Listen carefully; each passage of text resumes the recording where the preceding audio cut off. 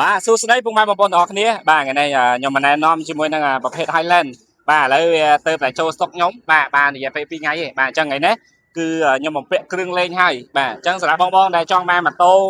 បាទប្រភេទ off road ជិះផ្លូវភ្នំផ្លូវ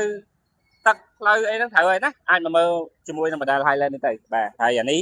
លក្ខណៈពិសេសរបស់វាត្រួសពុកម៉ែបងប្អូនណាបាទរូបរាងវាគឺដូច City រូបរាងណាបាទបញ្ជាក់ឲ្យបាទហើយភ្លើងវាគឺភ្លឺច្បាស់តែម្ដងយប់អីបាទប្រើជាមួយអំពូល LED បាទអញ្ចឹងគឺច្បាស់ហើយអានេះរាល់ការទិញទៅខ្ញុំមានព្រីនេះការពារចង្កៀងបាទលេងអានេះឲ្យពុកម៉ែបងប្អូនណាបាទអត់ទៅលុយទេបាទអញ្ចឹងខ្ញុំបំពាក់ឲ្យអញ្ចឹងហើយ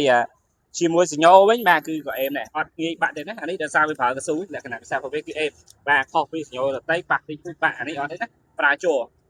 បាទអញ្ចឹងគឺច្បាស់ហើយប្រភេទកងតវិញគឺអេមបាទអញ្ចឹងនេះខ្ញុំបង្ហាញឲ្យពុកម៉ែបងប្អូនឃើញបងប្អូនគ្នាណាបាទនេះទេបាទប្រើប្រភេទ Casio សាំងឲ្យបង្ហាញច្បាស់តែម្ដងណាបាទហើយអានេះជាពិសេសវាស៊ីសាំងតិចផ្សាយប្រើប្រព័ន្ធពេជ្រទៀតបាទណាអញ្ចឹងបងបង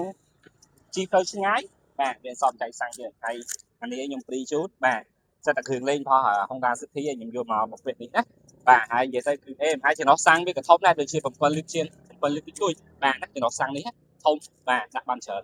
បាទហើយសំខាន់ពុកម៉ែបងប្អូនគាត់ចូលចិត្តផ្លូវ off road បាទអានេះគឺអេមដោយសារម៉ូតូនេះគឺវាមិនងាយរងការរលត់ទេដោយសារវាប្រើ A នៅខ្ពស់ណា A វាគឺស្មើនឹងកែបយើងហីអញ្ចឹងរងទឹកនមូនត្រឹមនេះអីគឺវាអត់បញ្ហាទេបាទទៅបានណាបាទជាមួយក្រោយនេះទិញទៅខ្ញុំព្រីឲ្យនេះបាទបំពាក់អញ្ចឹងតែម្ដងណាបាទការពីជាងការខូចការបាក់អីចឹងណាអានេះទុនបាទអេមហើយពិសេសមួយទៀតបាទអញ្ចឹងសម្រាប់បងប្អូនធុញទ្រាំនឹងការជិះទៅលិចទឹកបាទចូលសំណាងចូលលេខដូរប្រៃម៉ាត់បាទ